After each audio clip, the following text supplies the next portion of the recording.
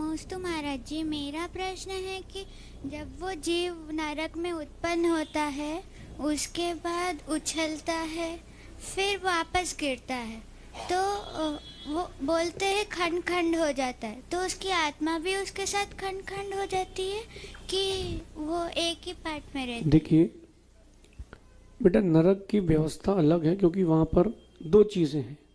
एक शरीर वैक्रियक शरीर है, औदारिक शरीर नहीं है। जो अपन लोग का शरीर है वो औदारिक शरीर है, और जो नरक के नारकियों का शरीर है वो वैक्रियक शरीर है, विक्रिया वाला है।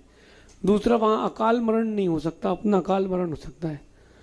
तो नरक का नारकी जब जन्म लेता है ना, तो ऊपर बिल होते हैं गोल गोल, उनमें से वो गिरता है नीचे, गिरते ही वो उछलता है वापस।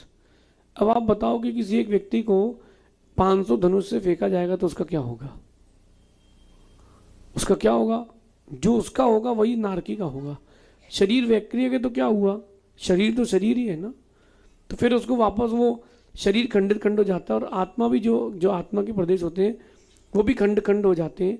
रहते एक ही साथ है, लेकिन वो उसी शरीर के साथ जहाँ जहाँ अंश में रहते हैं, फिर उनका प्रदेश इकट्ठे होते हैं, फिर वो वापस पुनः शरीर बनता है, फिर वो विक्रिया करते हैं। जैसे पारा होता है ना, पारा, मर्क्यूरी अपन फेंक दो तो अलग अलग हो जाती है, और फिर एक साथ जोड़ दो तो जुड़ जाती है।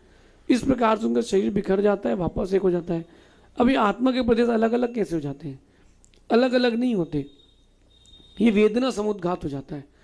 छिपकली की पूंछ देखी होगी आपने, कभी छिपकली की पूंछ कट जाए तो नीचे गिरने के बाद भी वो हिलती रहती है, जब तक आत्मा के प्रदेश वापस एक ही जगह उसी शरीर पे इकट्ठे नहीं हो जाए। शरीर पर इकट्ठे होने के बाद वो जो पूंछ रहती है वो एकदम उसका हलन चलन बंद हो जाता है। तो ये उतनी दूर तक उस आत्मा का समुद्घात चलता रहता है।